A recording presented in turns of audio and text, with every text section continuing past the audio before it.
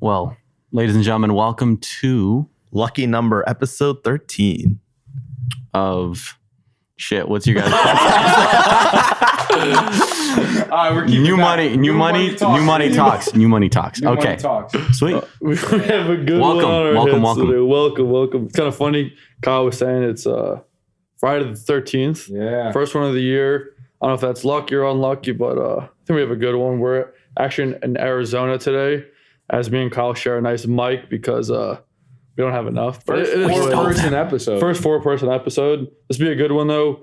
We have two very good friends of ours here, Alex and Parth, the founders of PupRing, not PupRing, PupRing, PupRing.com. Awesome. If you have a dog, you should check it out. Cat too. It's for cats as well too. We have some products for Cats for product. Yeah, check it out, PupRing.com. But I'll let them give you the intro. This is two killers in the e-commerce space, so this is a good one for everyone who's into e-commerce. But please take the floor, boys. It's all you.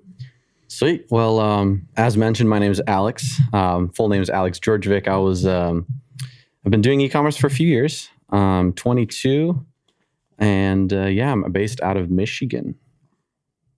What about you, Parth? What a descriptive intro. Yeah, it's very descriptive. Yeah. Well, it's all right. We'll pick your brain a We'll little pick your bit. brain. No worries. All right, so my name is Parth Kukreja. I'm 21, also single. Just gotta put that in there. Yeah. I'm the other founder of PupRing. Yeah. Can Happy you to guys be tell here. us what the hell is PupRing? First Yeah, of we all, should do first of all, that. did you guys? So you guys like? You could talk a little bit more about how you met each other, things like that, how you got into the business. But I have a feeling you guys met on a website where it was just like, I have a very difficult last name to pronounce.com. And that's how you joined forces and we're like, dream team. You guys met online, right? Like you guys We met online. right? Yeah. We actually met on a Discord server that we were both a part of. I'm not sure how we originally started talking, but We were both mods in this one group, which I'm not going to name because I don't want to give them publicity. No, they were a very bad group. Yeah. How so? There was a lot of disagreements between the owners. Personally, I used to be a web developer there, so that's kind of my background. I used to do a lot of I can't remember IT, words. web development, Like what do you do? HTML, CSS, Yeah. JavaScript. I was stuff thinking that. like I was more of like CRO stuff. Like that's kind of where I was at. Right, Yeah. Before CRO was popular. No, I was definitely not good at it though. Yeah. And yeah, so long story short, there was a lot of issues with my payments and all that stuff being set on time. My contract was also very iffy. Long story short, it was a terrible situation to be in. However, that's actually why We met. PupRing was founded. Yeah. we Oh, met, so- and thanks to that group, we got PupRing going. Yeah. And it's been a crazy journey so far. So to give a little bit of a background of what the fuck we're selling. What the hell is Yeah. PupRing? Yeah. Please tell us. Yeah, so it's basically jewelry for pet owners. It's not jewelry for pets, right? It's not jewelry for pets, and that's So a no the belly biggest button piercing confusion for point. pets, we're saying, right? correct. Misconception. Sadly, you cannot get a belly button piercing for your Chihuahua, but if you really want one, we can consider it. Right. For the right price. Yeah, for the right price. Can't run Facebook ads Yeah. though. But yeah, that's it's basically jewelry for pet owners. So if you're a dog owner, a cat owner, it's a way that you can take your pet with you when you're not at home with your pet. So we have a lot of our clients are people who might have lost their dogs, people who might be going to college and are leaving their dogs at home and they're missing their pets and they just want a way to remember them. And that's actually another point I kind of want to add on to here is this project became a lot more personal for me, if you will, right at the beginning of 2021 when I lost my dog. Oh wow. And I think that's something that, especially when you have a project that you want to take long term, you have to have some aspect of it that is personal to you. A lot of people create projects and they're just like, they want to make money with it. But in the long term, if you have some aspect of the project that you can relate to, that allows you to continue pushing out your effort when things aren't, when you aren't making money, you're going to have a successful project. Definitely. Because consistency compounds. Exactly. And how long you guys been doing this for? About 3 years. 3 years. So started in March of 2020. February. February of 2020. And walk us through how it started too, because I think it's interesting. And also, we'll go into how the brand's huge. So like you guys are very humble and quiet and shy and everything, but the brand is pretty big. But please, how'd you guys think of it? How'd you start it and all that type of stuff? So, mind if I take this one? Yeah, go for it, dude. So there was this wonderful gentleman named Wacy. And so I was. Shout out Shout out to that dude, not the group. Yeah. No, but I was in a pretty desperate spot because of the group. Like they were stiffing on payments. I was like kind of annoyed. And so Wacy, I was doing a site for him because, he was selling the dog bone ring. He was drop shipping it off of AliExpress. And I was developing a site for him. I finished the site, gave it to him. I was like, hey, here's the finished site. You want to walk me through it? He's like, no, you don't even have to make it anymore. I'm going to stop selling the product. I was like, dude, what's going on? It's like, it's killing it. I see your numbers, dude. You're absolutely, you're killing it. You're doing some really cool stuff. Why would you stop this?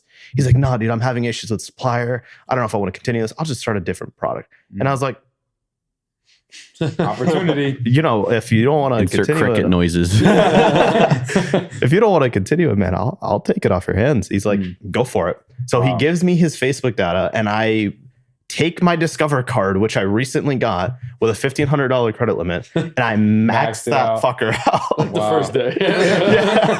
Yeah. And to my surprise, it was break even / profitable. Like it was actually working. So then Alex came in because there was a bet that was made with stocks, which was... Yeah, explain to us how you both met. You told us, but I think it's kind of fun how you guys met. So essentially, like I knew I didn't know enough, and I was like, all right, I need someone who I can trust to help guide me in the right direction. First person I thought was Alex, and I was like, Alex, here, I'm gonna give you $250, and you like show me the ropes and all that stuff. And he's like, yeah, I got you, bro. And then I was like, hey, you know what? If the S&P 500, now mind you, this was 2020 during March, February timeframe. All right, I was like, hey, if the S&P 500 goes below $306. I will give you an extra $250. I'll make you like $600 or something. I was rich, bro. And lo and behold, the market literally crashed as that was going on. Wow. Yeah. So So $600. I got $500 and he was like, hey, you gotta show me some stuff. I was like, yeah, sure. I was doing, for context, I was doing some drop shipping before. So I did have a little bit of experience. And I was like, sure, I'll show you, I'll show you a little bit around. So when Parth came out with PupRings, he actually got the domain name. He got the website kind of designed out a little bit. And I was like, shit, dude, like this guy, like PupRing, this kind of sounds like something that could go, So I was like, all right, man, like, let's, like, I came at him with an offer. I was like, hey, I'll come in as potentially an investor. I would like to be a part of the project and we can kind of take it from there. So that's really the truthful, deep origin of PupRing. It's nothing crazy. It's just, that's really how the project, came to start. So many mistakes were made. So many. Yeah. And yeah, really that first year was, mistakes on mistakes on it mistakes. It was a lot of mistakes. And reason being is because on the marketing side specifically, we were running like one ad. Like I thought, I was the shit because before I would run drop shipping stores, run one fucking ad. And it's like, hey, it's popping off. Yeah. So we would run one ad and it's like one ad, gets X amount of sales and it dies off. And we're like, shit, what the fuck's going on? Why? You're confused. Right? We're like, why isn't this working? We were also just mailing them out in envelopes because our supply chain was terrible. So as soon as I saw the products working, I was like, all right, we're definitely not using these guys because they don't work. So we went out, got a manufacturer named Nick, and he engraved the rings, sent them to me, which again was like 30-day lead time, by the way. Oh, wow. So then the rings would get sent to me. I'd go ahead and put them in envelopes, not even bubble mailers or ring boxes. Envelopes. Like white envelopes? Like letter envelopes. Hey, they had the PupRing logo on it. It looked like a little sticker or something? No, not even. It was like printed on. It was absolutely a nightmare for me being like a perfectionist. If I could ask, how big was the brand at that point? Like how many orders small. a day? It was extremely small. Like very 10 orders small. a day, 5 orders a day? What are we talking about? Like 10, 15 orders a day, maybe. And I was not for this idea. I want to clarify the fuck out of that. I am a very much perfectionist when it comes to giving off a solid product. So I take credit for all of the designs and all of the little boxes that are so cute and furry now and have our logo on them. That's important. Yeah, and it really is now. Yeah, and it's something that from the get go I was like, this is important to me. So we were shipping them out and literally mailers, and we obviously the customers were like, what the fuck? Like we're getting a mail, like literally a piece of mail with a ring in it. Just as we got more feedback, we didn't really have much cash flow at that time, but we decided to go in on an engraving machine just out of the blue. We're like, all right, you know what? We're going to buy an engraving machine from this guy I've only talked to twice. We're going to go ahead and... How much does an engraving machine cost? The one we got was around $4,000. Okay. Wow. Yeah. Okay. I literally took a loan from my dad and we set it up in the basement. And you're like 19, right? I was 17 at the time. 17, Wow. you just spent $4,000 on an engraving machine. Yeah. Was I still in high school? I don't remember, dude. I didn't ask you that. 17. I wasn't like, are you in high school? Are you of age? Yeah, no. We're definitely flipping that. That's like your senior year in high school, 17. Yeah, so I think I was a senior in high school and I'm just engraving these tiny dog bone rings in my basement. And we had no idea about anything. So we're wearing gas masks because we're like, Yeah. oh, hazardous fumes. Let's wear gas masks to make sure I we're have pictures, dude. This motherfucker was in the basement with like a gas mask on. I like have a picture with like a flash on. He just like looking like a rat. You thought someone was going to spark, jump out of you or something? No. Well, like real shit, shout out to my parents. They not only helped support the business, but they also sat down with me and they engraved rings. Like they packaged it. We put in bubble mailers. We actually bought proper ring boxes.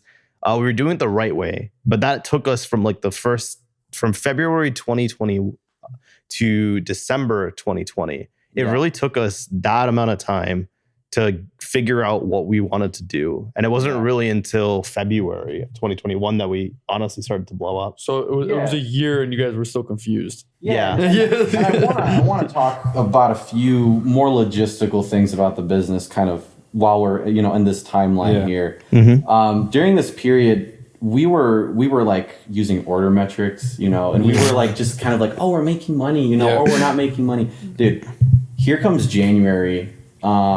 I'm like, okay, I need to get serious about, are we like, what's going on? Because money in the bank's going down. Yeah. And we're like, okay, well, something's not right. So I started actually running some numbers and it's like, well, shit, we're not actually making money. Our costs on Facebook, and we were only doing Facebook, keep in mind, we're not there. We were not making money. And I was like, well, shit, we gotta figure something out. So Parth and I actually had a discussion in January saying, hey, this project, we're losing money on this project. This project might not be something that is going to be sustainable. And that day I was like, you know what? I'm going to try TikTok organic. And I posted 4 videos. I think I did 3 videos before that day, but the 4th video that I posted, it was on a Friday. And I remember this like it was yesterday, right? I posted that 4th video. I went to sleep. It was 9:00 at night, posted the video, didn't really think anything of it, went to sleep. Got up in the morning and I looked at my phone and I just had a bunch of Shopify notifications. Ding, ding, cha-ching, cha-ching, cha-ching, cha-ching. What the fuck? Yeah, So yeah. I was like, hold up, well, what? I open up Shopify and we're like, and keep in mind, before this, we're doing like 5-10 orders a day. We're at like $300, $400 in revenue at like 8:00 in the morning. And I'm like, what? So I go to TikTok and I see a bunch of comments, bunch of new followers. The video has 30,000 views. And I'm like, holy shit, we're going viral. So I call up this motherfucker and I'm like, dude, like, what's going on? And he's like, I don't know. And I'm like, dude, we're going viral. He's like, what? So we're like, I'm just staring at the phone. I pull up Shopify on the computer. And all of a sudden, it goes 30,000 views, 40,000 views, 60,000 views. The orders go 300, 700, 1,000, 2,000. We broke 3,000, which was the highest day we've ever done before. Yeah. We break 5,000, which we were like, what the fuck? Damn. It's like noon and we're at 10K. We were literally with zero ad spend. Zero ad spend. Dude, we were shitting our pants. Parth is like, how am I gonna make the rings? He was just sitting there like, He's calling like, mom, what are we doing? Mom, we gotta bring the cousins, the uncles, the aunts. All of New Jersey comes to the basement. And there's a video. If you go and you can maybe find this and throw it into the final cut. There's a video that I posted right after the video that went viral of me dancing around in my bedroom. That's a real video. I stood up and I recorded myself jumping around in the bedroom from excitement, just because like it was crazy. So yeah, just the day goes on and we're just absolutely starstruck. The video ends up going to 1 million views. We end up with $25,000 in revenue in that one day. Wow. With about 60, 70, I don't know what percent margins. We ended up with about $16,000 profit in one day, which completely paid for all the loans, all the expenses, and allowed the company to essentially be put on a path that led us to where we are today. Yeah. So it sounds like you should be thanking TikTok for all this. Oh, yes. 100%. And you know what was crazy?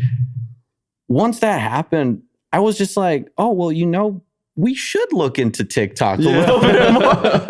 So that's what we did. And 2021 was the first year where we had a very successful, like a lot of success with the business.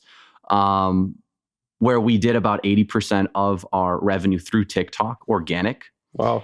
And allowed us to, it really was the setting stone, the cornerstone for this last year, 2022, which we used all of that capital to be like, all right, well now let's figure out ads. Let's figure out how to take a business that we successfully were able to bring organically into having more consistency. Since I'm sure you guys know, and I'm sure people watching know, to make a viral TikTok, it's going to be you're throwing shit at a wall and hoping it sticks. Definitely. Dancing is fucking Give some sauce, because I think a lot of people are in the place that you were before that video went viral, right? Yeah. They're just like, I've tried a bunch of products, like Facebook's taken all my money. Yeah. I hate my life. I've done like 10 stores at this point. I don't know what the hell to do. And then you find TikTok, it's organic, no ad spend. You make 16 grand in a day, pretty much 2 days, whatever it is. Like, what should people be doing? Should they be doing this stuff on TikTok? Is that already passed? Should you keep doing it? Like, walk people through that. You know? Yeah. So TikTok has definitely over the years, and in years I mean specifically through 2022 up until now, gotten a little bit more difficult. We noticed that beginning of last year. So beginning of last year, a lot of our TikTok organic efforts started to really slow down. Instead of getting 1 million views every single month, we would get 1 million views every 3 months now. So it really became a lot more difficult. And, people, a lot of people have different theories for that. A lot of users jumped into the space. A lot of businesses jumped into the space. A lot more competition, algorithms changing. And I personally think it's all of those kind of in a combination, as well as I think TikTok is smart. During 2020 and 2021, they were a brand new company. They needed users on the platform. So the engagement was crazy. What better way to get users on the platform than to allow the current users that are on your platform to go viral? Literally. They're going to be telling all their friends to get on TikTok because they're famous and they're getting all these views. So that was a wonderful time period where the growth aspect of TikTok was ridiculous. The ceiling for that was ridiculous. And we were just lucky to be able to really utilize that. During the end of 2021 and kind of throughout the middle, Instagram was like, shit, we need to compete with these guys. Yeah. So they rolled out Reels. And we were lucky to hop on that trend too. So we took every single video every single video we posted, and we posted it on Reels. And what happened? Because now Reels was a new thing, Instagram wanted to push it. So it was allowing Reels to go much more easily viral. So we ended up taking videos that were not even going viral necessarily on TikTok, posting them on Reels, and they would go viral on Reels.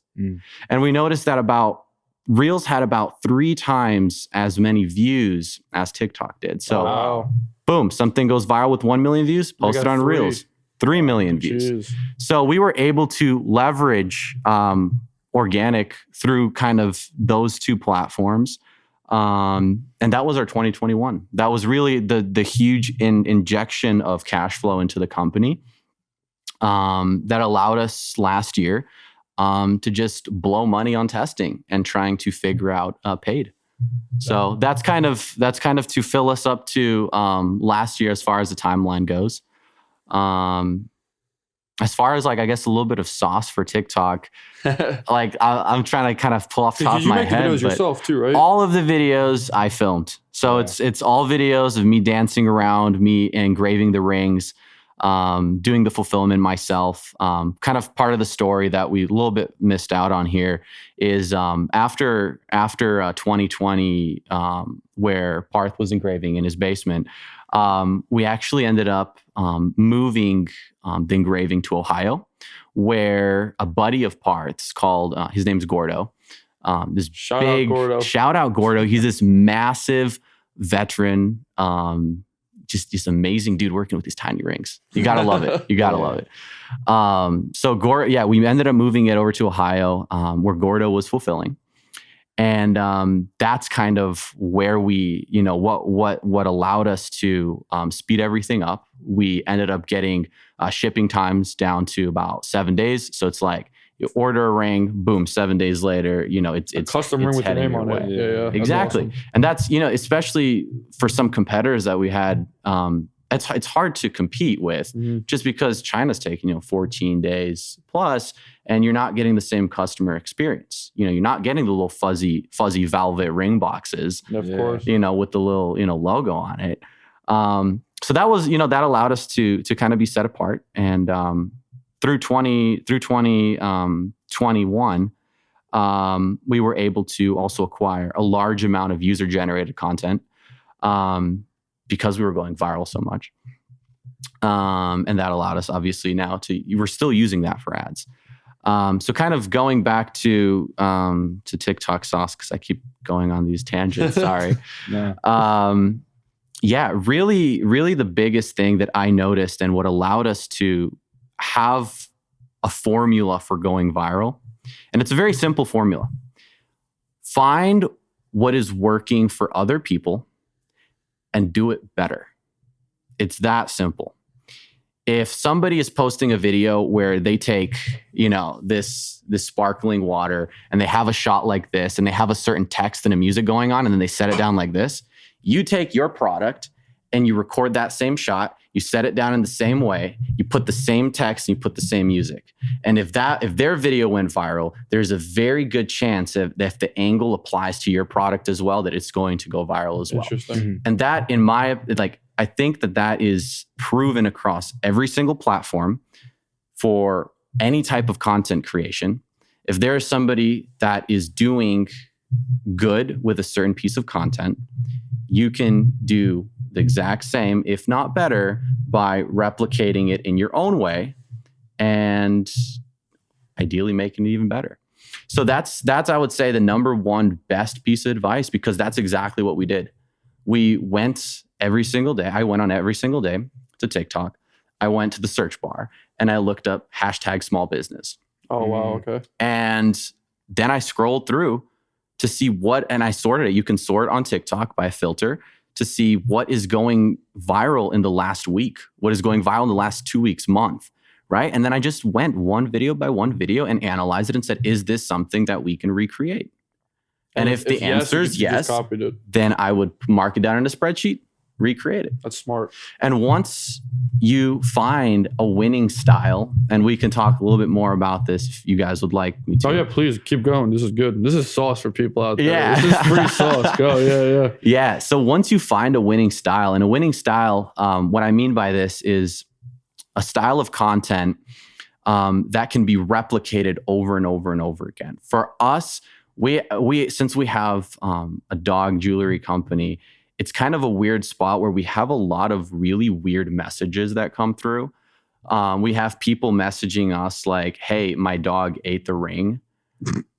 What should I do?" What and do I'm you do? like, I Poop don't it out? Fucking know, dude. Take it to the vet, Take it to the vet. Yeah. So we were in a spot where we did have a lot of like weird content like that. So what I ended up doing is I started creating videos about this content. And it would be me engraving the ring in the background while having TikTok's voiceover reading these funny comments. So it'd be like, customer, hey, my dog ate my ring. What should I do?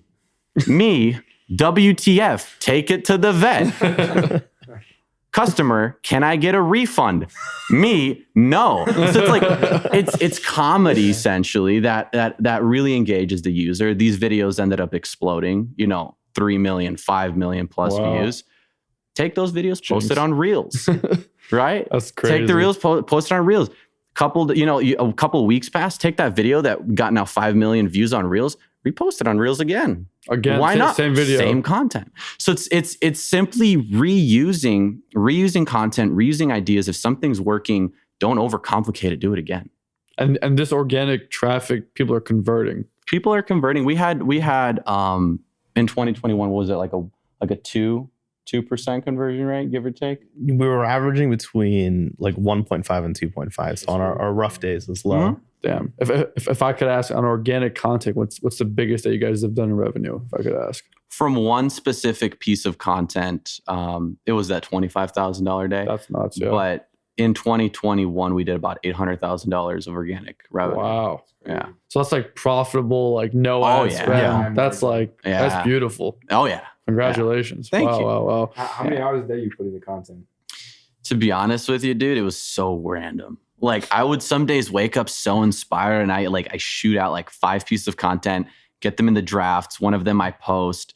I would have this posting schedule and this is something that I think people can apply even today in TikTok's algorithm. TikTok favors when you have some type of consistency.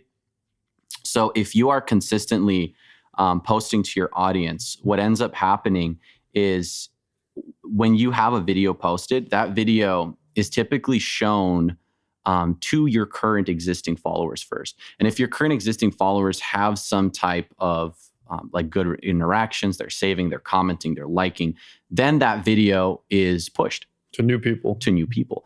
The algorithm used to be where when you post a video, that video is split tested. It shows to new people and it also shows to your current audience. That changed. And that change is really what was like a big hit. If I could ask, how'd you learn this? Creators. How'd you learn that? Testing. Oh, yeah, gotcha. Also some insider information. There you go. Yeah.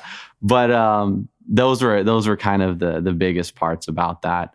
And yeah, it was really all a testing game. It's like, hey, if this is working, let's try it. And then if it's working here, let's do it somewhere else. So then you guys went from the organic in like 2021, and beginning of 2022, right? Yes. And then you started doing paid after that. We started paid. And shout out to Colin McGuire. Shout out Colin McGuire. We started working with him, great guy, back in 2021, mid 2021, when we really wanted to level up. We were like, hey, how can we went the agency route. We hired agencies. We went through like 3 agencies. And every one of them was the same where they do media buying, blah, blah. They take a cut. But really what we noticed and what Colin shoved literally down our ass was that content is king.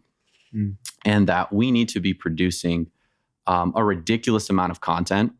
And when we are able to produce a ridiculous amount of content, we will know when a piece of content is worth pushing, scaling.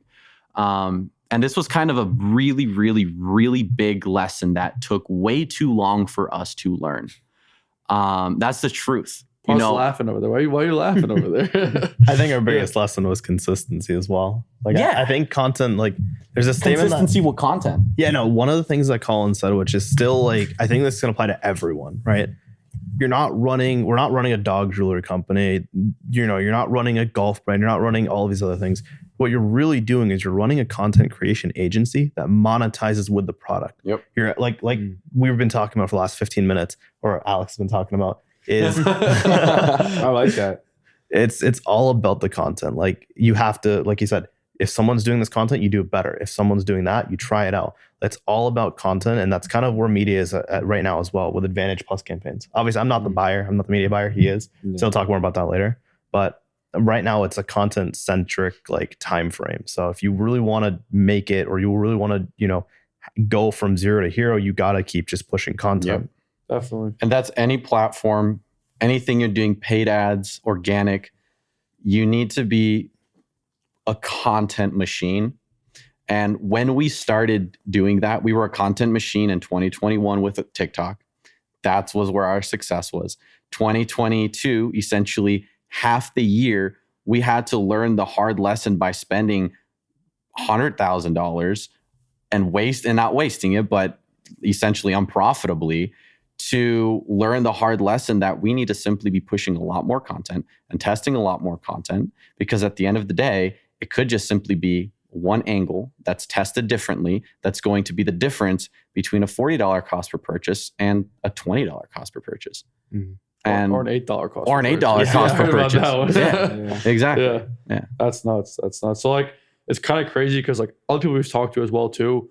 We talked to Luka Washenko. We've talked to like Yash before too. All these guys just say content. It's kind of crazy that it's all about that. It's like all about content. Like, yes, product's important. I'm sure the product is good. You guys have spent years figuring it out. And you're still improving it. I know you guys talk about like logistics that you're still fixing, but like content just seems like it's a game changer, right? Yep. Was some of the content from the TikTok organic and the Instagram organic used for the ads? Were those good or they were useless? All the time. Oh, so they were good. All the time. Okay.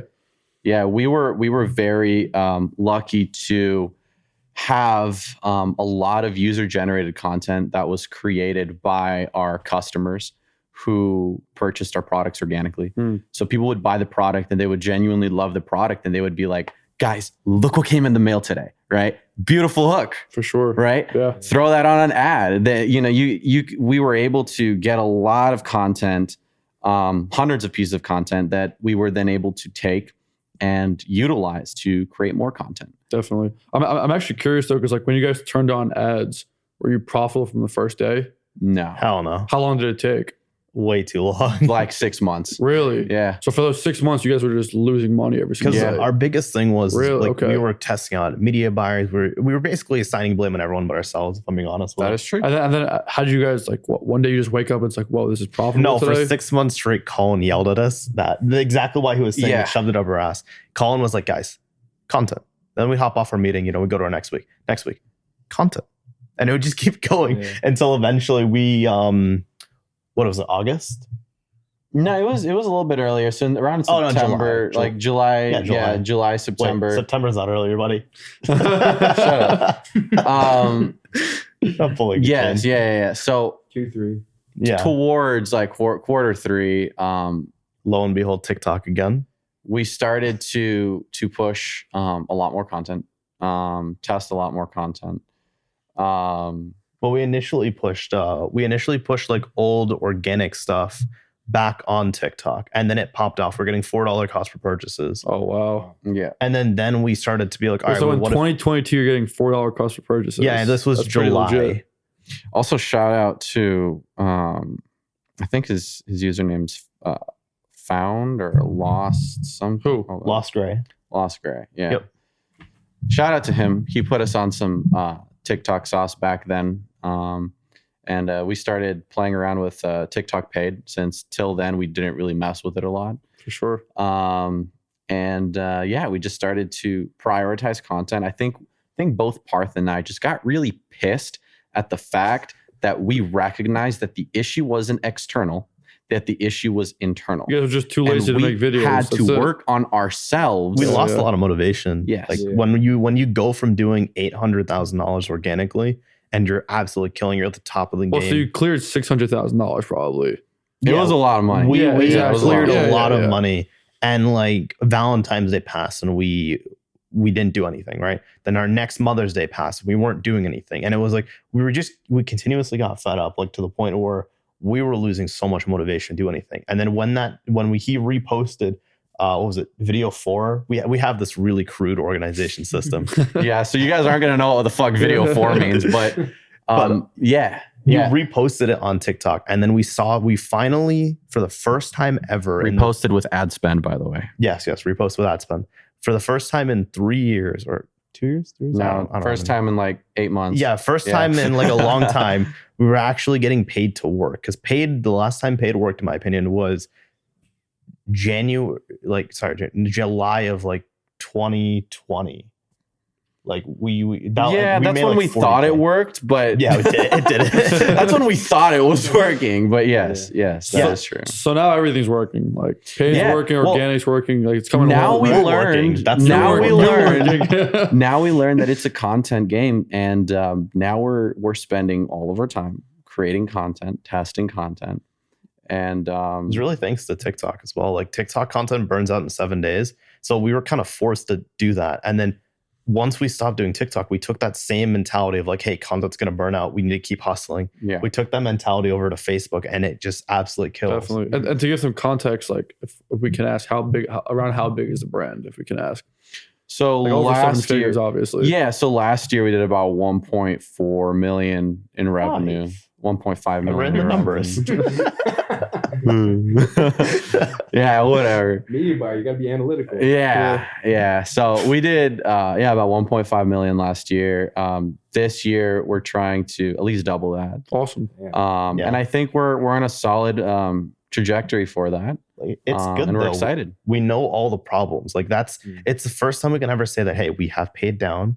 Our problems right now, like I was telling you guys earlier, is some of the units, right? The ink filling isn't as clear, and a lot of customers are complaining about that, and we know it. So we worked out a new solution with a new set of manufacturers that literally solves that problem. And I'm so excited to be launching this in March. We haven't really posted much about Stay it. tuned. You won't know. Stay tuned. Yeah. But it is a night and day difference. Like quality control to the max. Because for us, right, like first acquisition for customer isn't normal. Like for most brands, right, first acquisition isn't as profitable as it can be. You're making maybe like $5 profit, sometimes less than that. Sometimes you're breaking even, right? But what really is important is the lifetime value of customers. Like you can churn AOV all you want, but the real important thing is getting customers back So you guys in the actually door. have like returning customers? We Yeah. do have What, returning do dogs- customers. dogs Believe doing- it or Yeah, not. believe it or not. How's that possible? Like how in the world is that? Who buys twice? So here's really how we structure that. A lot of people will gift this product. Okay. So they'll buy it for themselves, and then their grandma, their mom got a new poodle, right? Yeah. And she's obsessed with her poodle, right? So they get a ring for their significant other, or their mom, or their whatever. And then building on that. Go ahead, yeah, Thank build you. on that, bro. One of the things we did was we did new product launches. It was a big thing because we only ever had like the 2 or 3 SKUs, which was like a paw print necklace, and then what was it? The cat ring, which we sold out and never restocked on. By the way, we're relaunching that soon.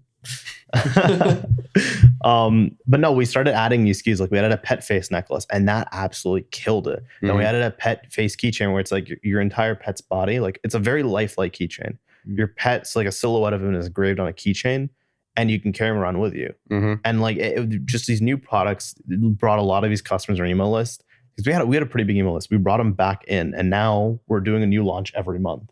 We That's are really doing smart. yep. Have you done pet pillows? We have not done pet pillows. Literally, who's planning this? But Do we're it. looking Do at it. some Pet socks, pet Do it. Pet pillows, stuff pet like everything. this. Do it. um, You talk about LTV, that's gonna triple it. so we actually do have an exclusive Valentine's Day product that is going to be coming out, and we haven't really announced it yet, but I think we can announce it because by the for it. time this, By the time it, well, yeah. But we're going to be releasing pet treats, so dog treats. Ooh. See, that's smart. Why is that smart? It's Consumables. consumable. It's So consumable recurring subscription. Oh, yeah, the whole nine. We can Yeah. talk, forever about for that. days on that one. Yeah. But that's what we have kind of in the scopes. Funny enough, honestly, if you guys look into this, I know a brand that sells like gummies for pets, and like it's a whole nother like supplements for pets. Yep. Like it's a whole market that you can just CBD build. drops in their water. Yeah, literally. So like, Yeah. there's if you go that direction, that's a good one direction. Yep. No Yeah, pun intended to like yeah. the band. Or And I thought pet jewelry was as niche as we could get. yeah, the pet Yeah. niche. No, the pet niche Yeah. is wild because like people care more about the pets than their kids. People care more about the pets than themselves. Yeah. Yo, So it's like, you go watch some of those funny TikTok things. Exactly. With the comments. It proves that point. There's one specific comment that just comes back to my head. I think it's too inappropriate to say it. just say it, just everything's say it. up for grabs Everything's here. appropriate. All right. The cockring one. Oh, You tell that story. yeah. Okay. So somebody put a pup ring on their pet's dick. Oh, Is that where they thought it went, or That's where they thought it went. That was the problem.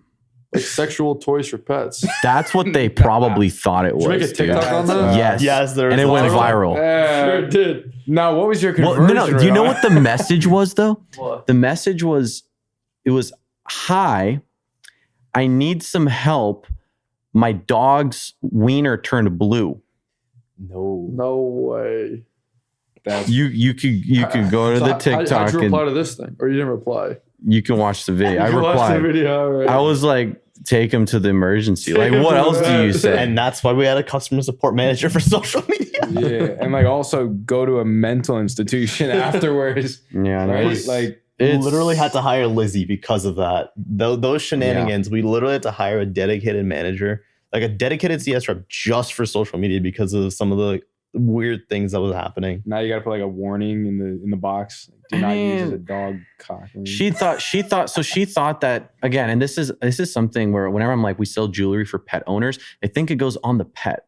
So I Right. guess she thought that it goes on the pet, and she Like, where couldn't can it figure out where Where- else it You have goes. to be so slow to do that. That's crazy. Dog, That's I couldn't. like I just You should have an instruction manual of like where not to put the ring. you have like a liability disclaimer. That's a serious question. we don't have a You really liability. should, honestly. We Like, really need That's to. an easy one. Because you right? could talk to an attorney, and because I had to do this for one of my brands. I'm trying to think of why.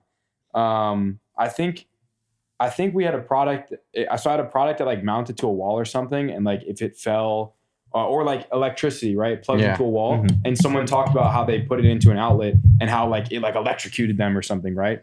Yeah. And so I spoke to an attorney. They were like, "Oh yeah, just put this disclaimer in one of your policies or in your footer. That's like it's like a 4 or 5 sentence disclaimer that protects you from all liability." Like I would consider adding something like But that. what do you 'cause- do? Do not put this on your dog's like. No, you just have to say like We're not liable. we're not liable Okay, for okay, your okay, yeah. mishandling or misuse of the product because Yeah, it sounds we like there's need been to a do lot of that. ways they've been mishandled. Yeah. we need to do that. That's actually nuts. So like a Yeah. dog or pet or jewelry is used in that. I'm that just way. very happy they didn't send like a picture.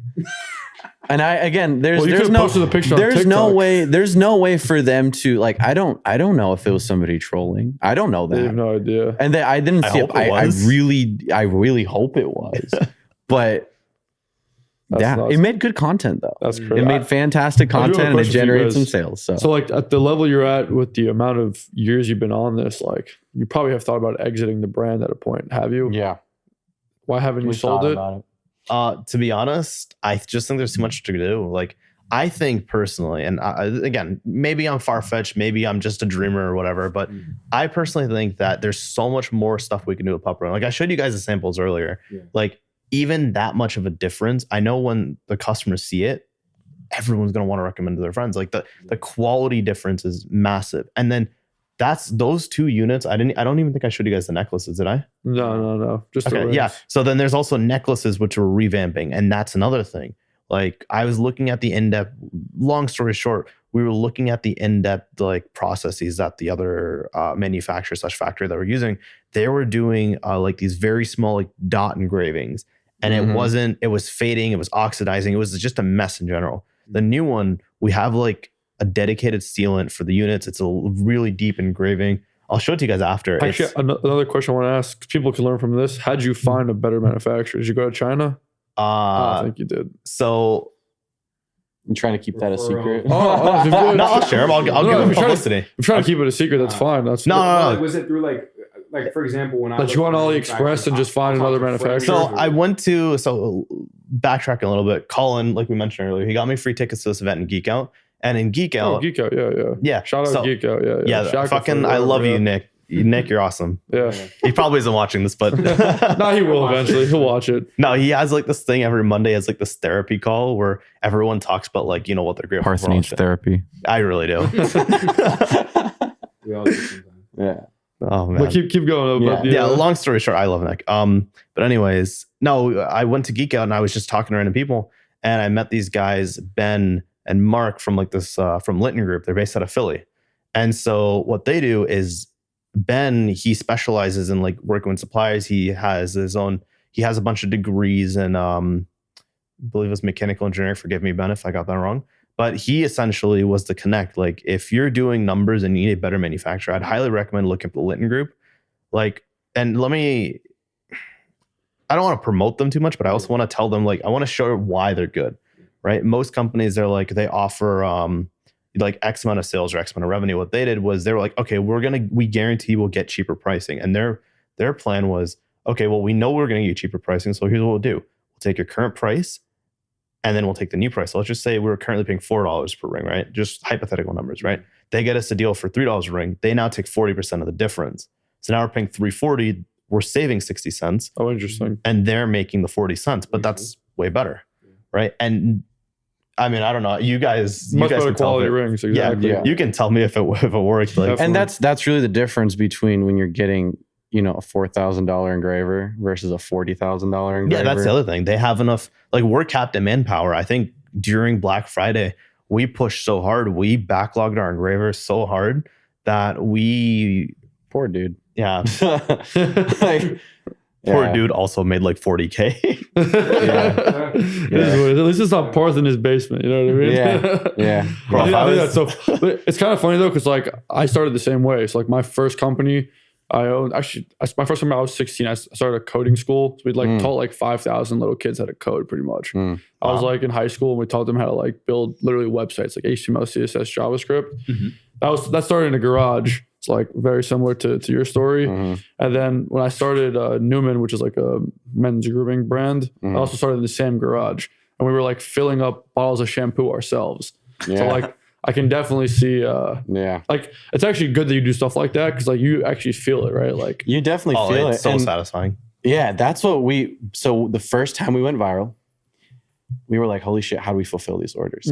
Because Gordo couldn't do them all. yeah, you right? just need the help. Exactly. So Yeah. both of us flew down and we were down there for 5 days straight. I remember it. We didn't even sleep for 2 days. Monday to Friday, dude. We were engraving rings. No, exactly. Yeah, And yeah. that's We what were we like, did. this is the momentum that's going to kick us off. We can't screw this up. So Yeah. we were like, all right, we have 5-day time to fulfill. Let's get all these orders out in 5 days. And that's Exactly. kind of what we have to do. No, you have to do that. And like, I think by doing that, you learn the whole process, right? Like, Yep. you see all the problems. You see like the stones are coming out, the engraving is becoming like crap, like the black's not going in right. You see all these things. Yep. Yeah. So that 3 years later, when like you really see like, okay, we want to get to like $3, $4, $5 million a year, you can go to this new supplier and be like, hey, these are all the problems. Yep. If you fix Yeah. them, I'm going to start buying hundreds of thousands of these a year from you. You know what I mean? Which is like, I feel like a lot of people skip that step where it's like, hey, go straight to a 3PL. Obviously, I own a 3PL. So like, I'd love if you came straight You're to a like, 3PL. hey, I'm not complaining Yeah, I'm if not you guys complaining. come over to I'm me. not complaining, but also actually a lot of the brands in my 3PL would benefit if they fulfilled themselves first and then came to me because stuff that like they shouldn't be upset about, they're upset about, right? Like there's Yeah. simple stuff where it's like, hey, if you sent out 1,000 orders, most likely all 1,000 won't get there. Yeah. Like the other thing is- 995 will get there. Something that's underrated is like, and we still haven't done this, to be honest. So we can't say that too much, but asking your customers their exact thoughts. Like, I don't think many brands do this. It's so simple. Sending an email just asking, hey, we're planning on doing this launch. What are your thoughts? Or, hey, you got this unit. What are your thoughts? I feel like not many people do that, but it's so important. I'll give some crazy sauce in there. One of the best email campaigns I've ever sent before. It's text-based. Literally saying, hey, this is John, the founder of Newman. Thank you so much for your purchase. Give me one line of feedback and I'll give you like 20% off. And here's a link. Like all in text. Like no like pictures, no nothing. The I'm whole copying email that list. email. Huh? I'm copying that email. No, literally, you should like literally one line. Yeah. And like signature just put like founder or whatever. Boom. Like this thing can bring in like thousands and thousands of dollars. Cause then they're like, oh, are you real? Like, this is real? Like, this is a real company? It's not just like a drop shipping from China type of thing. And then you literally reply, yeah, I'm real. Like, you can talk to me. Like, you can email me. Here's me packing the orders. Yeah, oh, I'll give you some more sauce. There's another good sauce thing too. So in the comments, right, on like Facebook and TikTok and all these stuff, a lot of people are like, oh, like where's my order? Like, why is this taking so long? A lot of stuff we would do, I would literally take their order, take a picture of it with me holding it and be like, here's your order. It's right here. Your label's right here. It's going out right now. Or even a video and just commenting under their comment. Like, that's a game changer. Because then you do stuff like that, your customer starts seeing that, like, comments on ads are like a big hack. Like, if you have good comments and your people read through those comments and your faces are on there, and it's like, hey, look, my dog's right here, your ring's right here, it's coming tomorrow, here's your label. I actually one day expedited it for you too. Next thing you know, like, you know, low key too, if you're drop shipping, do it with drop shipping too. You can just order a couple of samples off of Amazon. Off of Amazon, you can order literally samples. Just order sample. Well, have like some sense of packaging to make it like your brand, and it's not hard to get your manufacturer, even if they're overseas, to get custom packaging at very little cost. But just order a few samples. If a customer has a complaint like that, you could take a selfie. You could get a piece of paper, write their name on it, be like, "This is your order. I'm packaging it right now." Ethicality wise, listen, if you're drop shipping, your ethics are already a little borderline. But very true. But you know, if there's a good to that, because if it eases the customer's concerns, they get the product, it's good, and they're happy, then you did a little bit more good than harm. But literally, you can mass, like, you're on Klayvio, obviously, right? Yeah. Klayvio, if you have like 100,000 emails, you click one button and boom, everyone met the founders today. Congratulations. You know what I mean? Another thing I used to do too, on our About Us page, I used to write like a whole little book thing. Some guy actually taught me this in the Bay Area. He had a company called, I forgot the name of it, True Maker or something like that. I don't know. It sold to bonobos for like 40 million. And he used to say that, like, whenever you're selling online, if you like pretty much create a story where like the person buying knows who the hell they're buying from and why they're buying that and why you're selling it to them, they'll buy it so much more. So I used to write like paragraphs, like say I have like the dog ring, same story. Oh, my dog passed away and like I didn't know like how to like remember him. I was like depressed for like 6 months. So like this was like, I thought of this idea. I thought of like the PupRing. Whether that's true or not, doesn't matter, right? I have some sauce to add up. Go, please. So one thing we actually did is one of the first organic pieces of content was a story about a girl who's buying a ring for her best friend because her best friend lost her dog, right? That video did great, right? And last year we were like, okay, we started playing around with hooks, and I actually started taking old videos and adding hooks on top of them. And what happened is when I took a hook of a girl saying, I ordered a pup ring, and I put it on top of that video, me talking about an order that I'm making for a girl, her best friend got the ring, and the girl lost her dog. That video went crazy. And I finally, when I started analyzing, I'm like, oh, I understand why. When people are viewing the video, the girl at the beginning is associated with the girl in the story. I'm not telling them that it's associated, but people make that association, which creates such social proof that immediately is making people like, wow, this is a, great company, definitely, et cetera, and they go and buy it. So it's not even that you have to directly do things, but if you can find an angle to where you can create a lot more trust and just social proof, definitely, you can get ridiculous results. You guys are in a good place right now because like my brain's spinning right now. Like you guys are at the point where it's like you've done it for 3 years, so you've kind of passed all the like BS stuff, like the Facebook bans, the processors, all this stuff. Yeah. I will drop some sauce if you guys want. Go, Facebook and shit like that. So what I've learned from our Facebook rep, the reason why 99% of you motherfuckers out there get your accounts banned is because you steal content. Simple as that. If you steal content and whoever owns that content sees that you stole their content, they're going to report that ad as copyright, as stolen content. After you have 3 strikes, your account gets disabled. Your Facebook account or your business manager? your Facebook. Oh, sorry. The business manager you're running that on. I don't know if that how it connects with the personal profile. Yeah. But I know for a fact that if you are stealing content out there, that is one of the easiest way that you can actually get flagged by Facebook. That's something that when we learned, we're like, well, yeah, when we stopped because you were stealing content. Well, we at the very beginning, everyone does. Yeah, at the very beginning, yeah, we did. And then as soon as we stopped, the bans went away.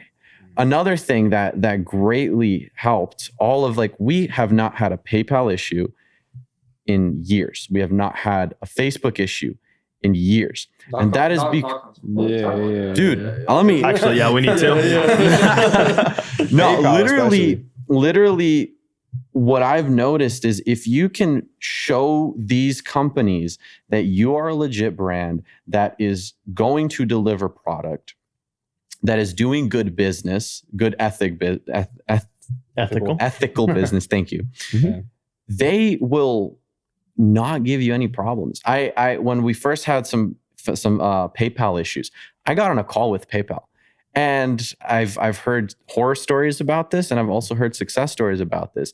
And all that I personally did was, hey, we're having some issues where our account looks like it's temporarily locked. We need to pay our supplier through our account. We have like a bunch of our funds that are in the PayPal account. How can we do this? And she was like, okay, can you send us some of this proof? Can you send us this proof? Can you send us your business, information, LLC, business address, phone number, whatever. You send them the information, you show them that you are legit. They're going to treat you like a legit business. Yeah. What I've noticed is Facebook and PayPal and TikTok, Google, they have, think about how many people drop scam. Yep. How many people run ads and run away with the money. There's a large amount of people that do that. And they have to protect themselves as a company, their reputation as a company. So they have to have certain rules and certain regulations to protect that. Yeah. And as long as you're in line with those, we've noticed that we don't have, it's smooth flowing for us that way. And to build on that real quick, it's like there's ethical ways to quote unquote steal content. What I mean by that is do exactly what Alex said, right?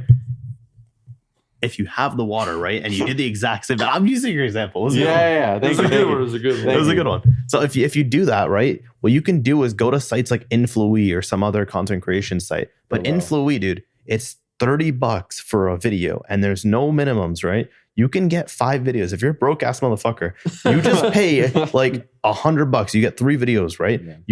30 seconds each. You're very detailed in the briefs. You can go back and forth with the creators, but then you can turn those 3 videos into 30 ads. Yeah. Yep. I promise you. There's no excuse to not have original content, in my opinion. Yeah. If you have absolutely if you're on a very, very, very low budget, buy the product yourself.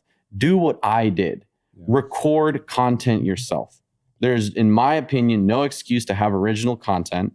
And that's going to get you, in my opinion, also the furthest with your brand, e-commerce brand, whatever it may be. Yeah. Of course. Yeah. They were said content's king in this thing. Right? Content's king. Exactly. Yeah. What do you got? Kyle wants to spit some. I see it, bro. He's ready. I'm thinking. I had something cooking. I guess one of the questions I want to ask you guys is, if you weren't doing PupRings, what would you be doing? I know for Alex, the answer for him is OnlyFans. Would he be on OnlyFans? Like an OnlyFans pimp? Like, what are we talking about? OnlyFans management? No, he'd be the pimp that eventually go up to the management level. No, I don't think so. What would you guys be doing? What would you do? Let's hear it. Also, you guys dropped out of school and everything too. Yeah, you guys are like animals. Yeah, we did. Yeah. We did. I have this stupid analogy. Like, basically, life is you walking a treadmill, right? And a college degree for me was like a sofa. So if you ever fall off the treadmill, you land on the sofa. But I like to surround myself with spikes. It's so stupid. I acknowledge the stupidity of this argument, but I like to surround myself with spikes because then I have no incentive to run to get off the treadmill. Net. Yeah, I have no safety net. I have to keep staying on the treadmill. Yeah. And for me, like, I can't imagine another future where I wasn't doing PupRing because it's literally all that I think about. Yeah. I have no life, I'll be honest. I think about PupRing. Yeah. I do play video games and have fun with friends, but like when I'm not doing that, it's like I'm thinking about PupRing. Like it's all I do because it's like a little kid, right? You've raised it from the ground up. It's the only thing you've ever done with your time, and it's really the only thing that matters to me right now.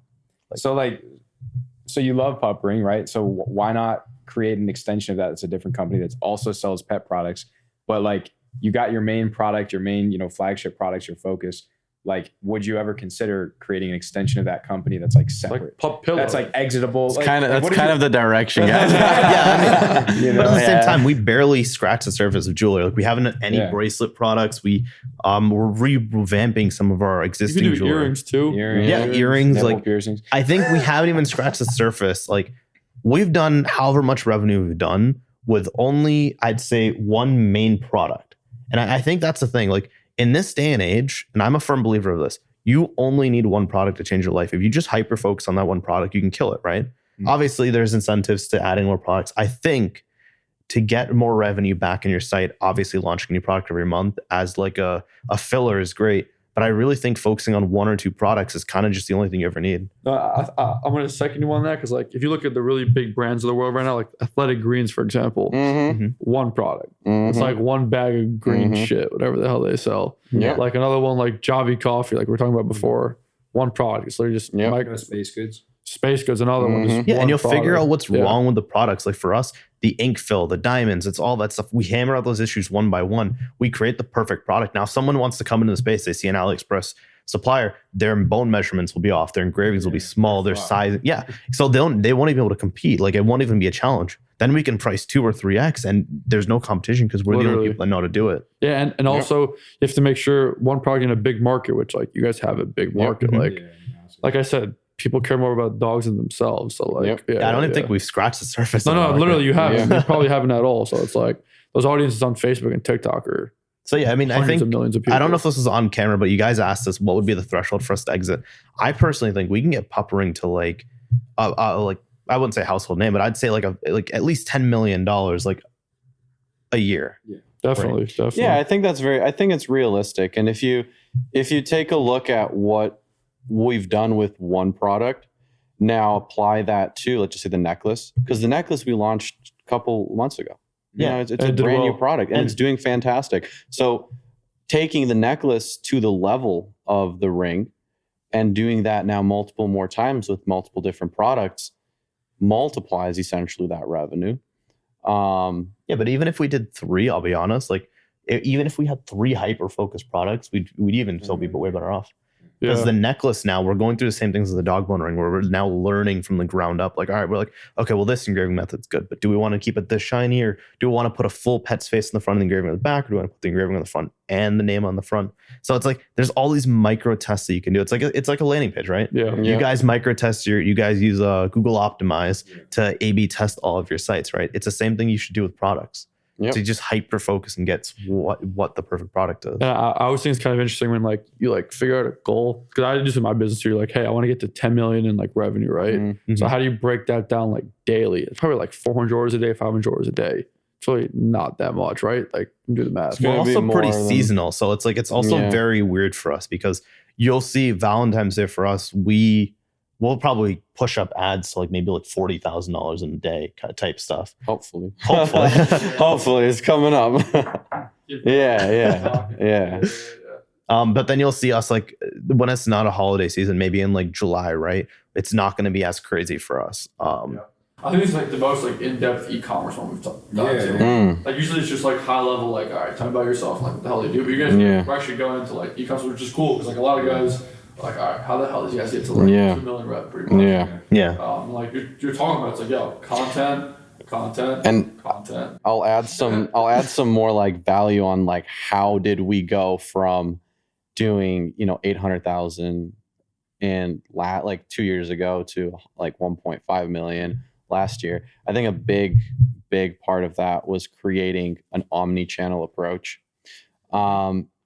And this is something I talk a little bit about the channel I'm posting stuff on. That in the description. Which channel Yeah. is that? That's just my personal channel. Oh, for sure. Yeah. Oh, you have a YouTube too. Yeah. Look at that. He doesn't do But anything all that guru-like. I do on that channel is just very direct. It's extremely high level. Like It's high level, so it's like I'm talking like in the ad account type stuff. Oh, So it's like e-commerce focused. just very focused on the but specifics. it's not really beginner friendly though. It's not beginner friendly. It's But- like high. Like I'm gonna boost up your ego a little bit. I watch all of his videos. I'm his biggest fan. Yeah. It's like a gateway, like a window into the lives of what we're doing in PupRing. Like it literally gives like extreme detail on what ads are going in, what ads aren't. Like we're not trying to hide anything. Like we're trying to run this business as ethically as possible. I think happy customers equals a very successful business.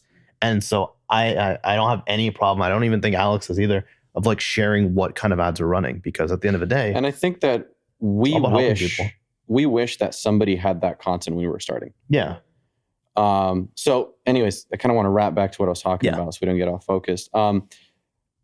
I talk a lot about an omni-channel approach. And that's something that I believe was really, really a big key for us last year. What I mean by omni-channel is not just Facebook ads, not just TikTok ads, not just Google ads, not just email and SMS, not just Pinterest, but everything combined together in an ecosystem that now functions together. Because if you only are marketing on one channel, if you're only marketing on Facebook, you're going to be getting, let's just say, at the top of the funnel, let's just say $30 cost per acquisition. Yeah, just on Facebook. In theory, if we do the numbers, a $30 cost per acquisition is not profitable for us. But guess what? In December, our average cost per acquisition on Facebook, which we scaled up really, really heavily, was $34. How the fuck are we profitable? Because when people are viewing the product on Facebook, they go later and are scrolling through Pinterest and are retargeting with the ad and they remember it. And now Pinterest has a $2 cost per acquisition. And now because of that acquisition, now that person gets the PupRing and they scan. We have on the back of the card, we have a little thing that says, because you're so awesome, here's 15% off to gift to a friend.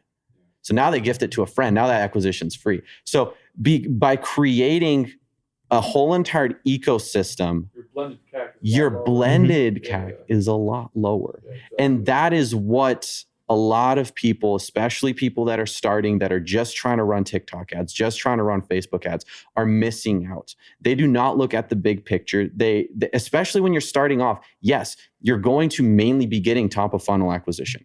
But that's why it's extremely important to get, as soon as possible, your email and SMS going. And it's extremely important to then start circulating that ecosystem together. You have to have email and SMS set up at the beginning so that the first ads you're running are getting the emails collected. So then you can add those emails to different flows, right? Have flows circulate. This guy is the master at that. Have flows circulating to have people converting, upselling, right? Upsell a warranty, upsell different products. You have to create an ecosystem that's going to get people in it, keep people in it, and have your cost per acquisition as low as possible. Like blended CAC, you guys are talking about, goes lower as you do multiple channels. But the other thing to mention is also CAC to lifetime value, right? Like that's something that's so overlooked, because your first acquisition, I don't know if this is on camera again. We've been talking for so long, but I was telling you guys that, like, hey, we don't make too much profit on the first customer. It's always a second acquisition. And that's why it's so important for us, for people to come back through the door. Email does that for us. SMS does that for us. LTV to CAC ratio after 90 days life cycle, that's the most important number you can ever get, is like, how much is your customer worth, not on the day they purchase, but on the 90 days from the day they purchase. Yep, exactly. And then you blend that all with your marketing efficiency ratio. And then you essentially are like, okay, are we actually profitable and can we scale this? And then you just look at your blended numbers. I don't look at how much, what's our cost per acquisition on Facebook. I don't even look at really our CPMs on Facebook, to be honest with you. It doesn't matter. Not to me. to me, what matters is how many creatives can I get tested? How much ad spend can I put behind these creatives? And how is this affecting our overall ecosystem? Is it negatively impacting it, or is it positively impacting it? If it's positively impacting it, we scale it up. If it's negatively impacting it, let's identify where it's negatively being impacted and fix it. And a lot of this stuff, it sounds complicated, like, but it really isn't. At the end of the day, you're really just focusing on the fundamentals of what the business is. It's like, hey, you send emails to get more customers in. Cool. You send SMS to get more customers in. Awesome. You put yourself out there more so you can get more customers. It's not like we're doing anything that's rocket science. We're just doing basic stuff, but we're combining it together. And that's where these complicated formulas and all this stuff comes in. But that's the most important way to do ecom now. Exactly. Yeah, because like back in the day, you get like a $2 CPA. Like in 2016, 17, you get $2 CPA on a $40 product. You just made like $20, right? Yeah. Now it's like, well, I acquired you in January, and by March you're profitable. Yep. You have to have that equation. You have to have like a cash conversion cycle in the right place and everything too, so that you know I have enough cash to buy inventory and the whole nine, like the whole cycle. You have to look at the big picture. Exactly. You cannot focus on the small picture, and that's what, when people are looking at e-commerce. That's why I hate when people are like looking at just top line numbers like revenue and stuff like that, because it really doesn't matter. It makes people think that, oh, well, I can just start a store and you know, I had somebody ask me like, can you help me get to like 10K days in like a week by was it the guy in the group chat? Yeah. Oh my God. Spend 30 grand on Facebook, I'll get you to 10K. Yeah, but it's like you have to. You're not going. I don't think any business is immediately profitable, nor should it be. No, it's a U curve. You go down unprofitable, and then slowly you get back into the profit. Yeah, and that's just that's realistic side of it. J curve. My apologies. Yeah, that's just the realistic side of it that hardly a lot of people talk about, but it's the truth. You know, for sure. Yeah, because everyone who's wanting to sell you something out there is going to be like, "Oh, it's easy. It's so easy." Buy my $1,000 course. Yeah. No, fuck the courses, dude. No, Like, okay. On this topic, though, I think this is important we talk about this. The most important investment that we could have ever made in this business was getting a mentor who knew more than us. For us, it was Colin. That's true. Like, if it wasn't for Colin, we would still be fucking holding our dicks, not knowing where to go. Yeah. We'd be so lost right now. That's the most important thing. Having someone doesn't have to be like, you know, for Colin, he owns 25 businesses. He does like $100 million a year. He's a crazy motherfucker. He does everything. All right. It doesn't need to be someone that crazy. It just needs to be someone who knows more than you, right? And just get that person to sit down and explain to you what the fuck you're doing, because oftentimes you don't know your tits from your ass until someone tells you. Yeah. I feel like this is gonna be bleeped. I'm watching you, just like, man, these motherfuckers. No, it's funny though, because a lot of people, I think everyone nowadays, you've heard the story, or I guess you've heard the line where it's like, the number one investment is to invest in yourself. Yes. And I think that's very important. But I think that you're investing in yourself, sure, through the investment in other people, but you're also investing in other people and their experiences, right? So when people say like, oh, I'm investing in myself, or when someone says, hey, invest in yourself, they're really saying, no, invest in me and invest in my knowledge through my coaching, through my course, whatever. Like, and that's okay, because you're like, you can invest in yourself, but it's like you're not paying yourself based off of your experiences because you don't have any yet. You're paying someone else for their experiences, what they've learned, and ultimately what they've probably lost hundreds of thousands of dollars or missed out on millions of dollars, whatever it might be. So going off of that, I have a question. Do you think that a course is more valuable for someone who doesn't have a lot of money and who wants to just get like a cookie cutter pathway into a business model? Or do you think that the coaching and the personalization is very important? I am extremely anti-course. Like don't get me wrong, there's good courses out there. There's definitely people out there like who give you the information you need. But here's the thing. The courses don't go in depth on specific issues you have. Like, for example, we were an organic brand. Tell me a course out there that does organic. I mean, back then, obviously now there's a million. But what course is going to be like, hey, this and this on your landing page is actually decreasing? Yeah, what course is going to walk through your landing page with you and then give you the information you need? Like Colin, he literally sat us down. He showed us one of his brands that has a 12, and I'm not capping. We saw the numbers. Alex and I were both there. 12% conversion rate, and he walked us through the landing page, explained every little nook and cranny of what decision was made and why it was made. And we applied that to our page. We bumped our conversion rate from 2 to 4. Yeah. Like, that's shit. Like just the 2 to 4% increase, regardless of if you're spending $1,000 or $10,000, that's double your sales, dude. That itself is worth anything. Like if you're paying $2,000 a month and a month for the mentor, right? Yep. And you're doing like, let's just say 30,000 ad spend, you now turn that 2 MER, which is like 30 to 60, you turn it from 30 to 120. That's easily worth like 2 years worth of paying that guy. Yeah. Yeah. And the ROI is always like proportional to where your business is at, right? So people who are brand new getting into drop shipping, they're like, oh, I want to buy the $200 course because I have no money and I want the lowest barrier of entry, the lowest path into it. Like I have an ad. Let me say something for this. Go for it. 99% of the stuff that you can find in most courses can be found for free. Yeah, on YouTube. Yeah, 100%. And even then, I bought deep. I'm sorry. Can I interrupt you? You can see. You can. Do you see how our relationship is? You see how like. He asked, though, you know? Yeah. He's very polite with it. He is. Like attached to it. Go ahead. No, but I bought Deepish Mandela's course. It's like $2,500. I'm pretty sure. He must love you, that guy. Yeah, you no. get $3,000 for nothing. I know. Did you even go over it? He's got the fat framework. Yeah, the fat frame. That's his new one. I bought the one he had in The 2020. skinny framework. No, but that course didn't teach me shit. I'm still a trash media buyer. Yeah. No, I think the mentor is important, but I also think you can't just have a mentor without having something. Yeah. And you Like, also you got to guys- vet the mentor. Correct. Huh? Vetting is important as well. No, vetting, of course, but like also you guys like Having had a something business for 2 you years, can a use year. trial. Easily. The Yeah. biggest thing that's going to teach you is trial and error. You know, course. and this is here's a perfect example.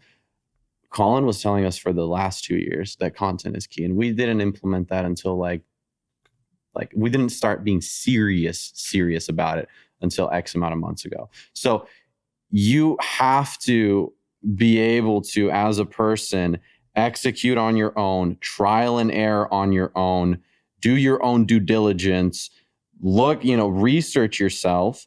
And then on top of that, having guidance from somebody who is in the shoes that you want to be in one day is a very, in my opinion, and also Parth's opinion, a very smart thing to do. No, most definitely. Yeah. Most definitely. But also you gotta start. You can't have to just start. like Yeah. you can't be like, hey mentor, how do I work Shopify? And he'll be like, you're wasting my time. You know? Yeah, exactly. Like you have to get to a point where you're respecting their time and you actually have questions that they can answer. Exactly. Yeah. Like, Go. What were you say? oh no, I was just gonna agree. Parth's a No, funny guy. I think Thank you. I tried. I think I've learned the most 100% from trial and error as opposed to courses, coaching, Yeah. etc. But I think one thing that I would have invested in, I kind of invest in it more so through like partnerships now than like a formal coach. But one thing I would have invested in is someone to hold me accountable to things, like an accountability coach, because like you can That's pay good. someone from like the Philippines, you can pay them literally $100 a month to just be up your ass every day to make sure you're doing what it is you're telling yourself that you're really going to a do. That's so Oh, funny. yeah. I just And- did that. Dude, and think about it, right? So Yeah, so I let's need to say get on that. Yo, too. let's say you have Yeah. a VA, right? And you have them on your payroll, whatever, like relatively cheap. And you say every day that I don't do these 3 main things I need to do, I'm going to pay you $20. And, True. Sebastian's gonna be rich. Or you could say, I'm going to pay you $100. This can be proportionate to your income, right? Yeah, Watch how quickly you Yo, do this shit. This is a hack for my life. I have somebody dude. I gotta do their this. job, and I'm gonna hire a VA to literally just I need to walk their get ass. on this. And- yo. and watch I need to watch get how on much you this. improve everything. Because the reason why you're not doing what it is that you want to do, even though you know the things that you need to do, is because you're not doing those things. It's not because of a lack of knowledge, right? A lot of people think, oh, it's a lack of knowledge. You only go by the course. No, it's a lack of just fucking doing it and figuring it out and holding yourself accountable. So if you have to pay someone to do that, because a lot of us can't hold ourselves accountable, and just have something in our back pocket, in our corner. That's why business partners are great, because if you're not doing it, they're going to give you a kick in the ass because it's their money too. Yep. You know? That's fucking And brilliant. that is I think the biggest lesson we learned this year or this last year. Yeah. Like I think this is a perfect kind of summary. I think for the entire podcast in Accountability general. is everything. But we, as far as specifically content goes, that's something that up and only till recently we had to start understanding that it wasn't outside factors that were leading our business downhill. It was internal factors, and we had to take responsibility and understand that and get on his ass, and he can get on my ass, and But that's what we learned. There's also a right way to do it. You don't want to be at your business partner's throats. Yeah. Like, Yeah. don't get me wrong. We had our fair share of disputes, but it kind of like we slowly settled into our roles. Like I was like, okay, you're way better at paid. I'm gonna refer to you this. And he's like, okay, well, you're better at like handling suppliers and relationships and all that. So I handle that shit. So it's like as we worked together like for 3 years now, like we started to understand like what our strengths and weaknesses are. And it's like it's so funny. We're like polar opposites in terms of some things. Yeah. I wake up at 7. I work till 5. He fucking starts his day at 1.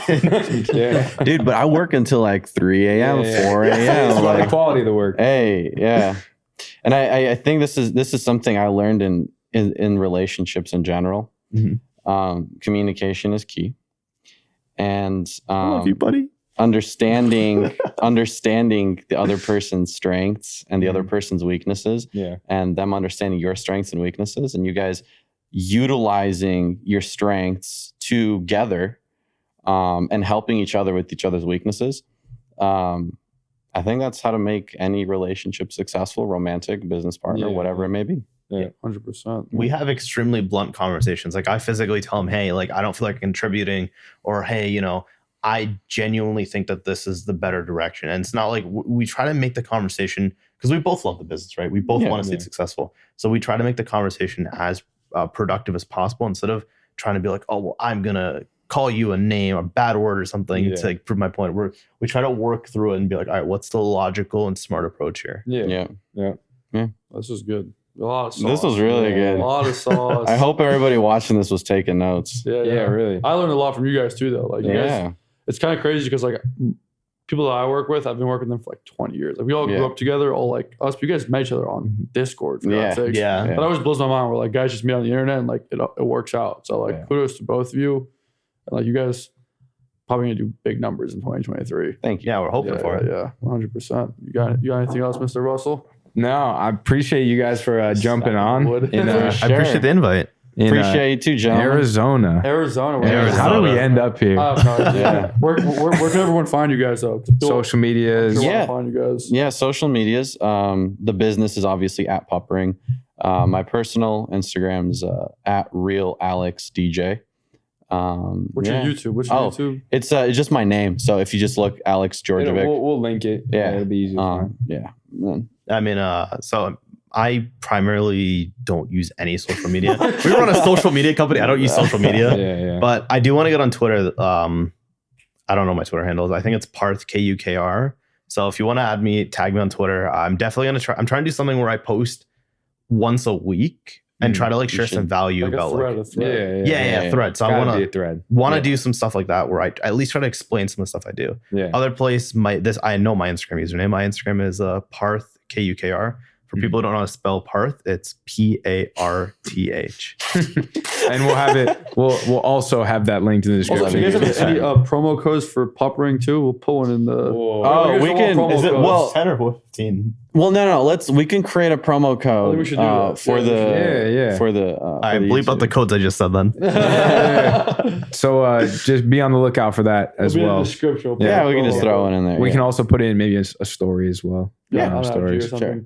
And for us, like, make sure you like, subscribe, comment, share. Follow these guys. These guys are awesome. Yeah. We're going. Listen on Spotify, Apple Music, the whole TikTok. We just hit a TikTok video, 300K views. Damn, yo, that's crazy. It was the comments were hilarious. Like, if you're listening to this, you got to go check that out. It's beautiful. Bro, you got to share this TikTok video. Oh yeah, we'll show it with you.